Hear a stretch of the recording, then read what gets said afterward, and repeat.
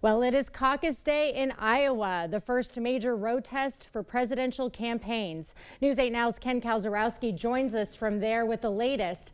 How's it going over there, Ken?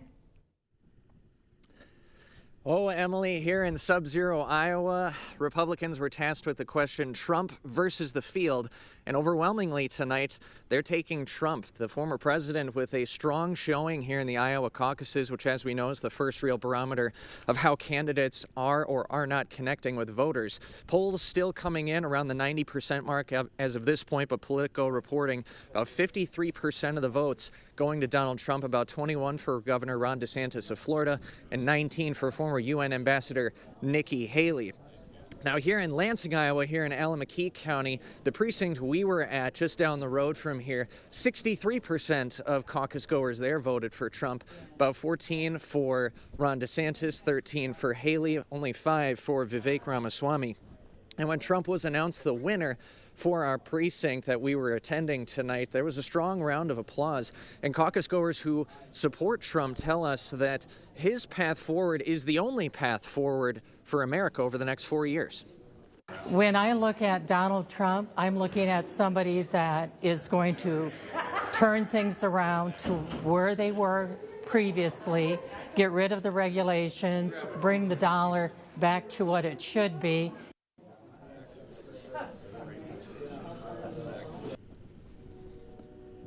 As UWL political science professor Anthony Chergosky told us before the polls opened this evening, the race for second is absolutely key for some of these candidates, and it was all about the perception of whether you exceed or fail expectations. If you poll tonight a little bit higher than you were going in, you've got a little bit of momentum for the New Hampshire caucuses later this month, and if you fall below expectations, you're facing quite an uphill climb for the rest of the election cycle.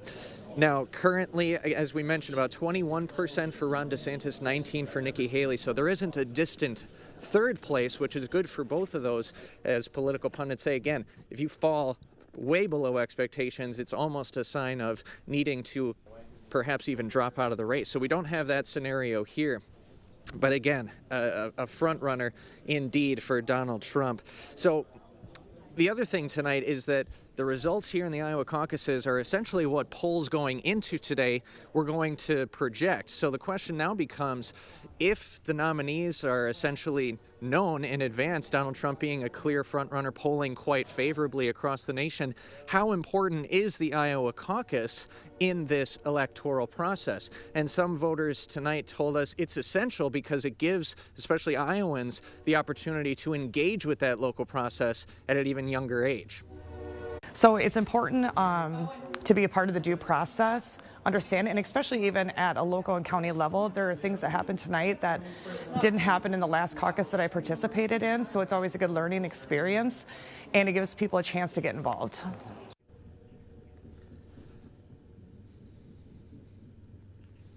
Only one caveat, she was hoping for a few other under 40 aged voters like herself in attendance. We only saw about 3 here in Lansing, but for all intents and purposes, Trump looking like the clear GOP frontrunner after a successful Iowa caucus tonight. Reporting live in sub-zero Lansing, Iowa, I'm Ken Kalzarowski for News 8 Now. Emily, back to you in the studio. All right, great coverage. Thank you, Ken. Stay warm out there.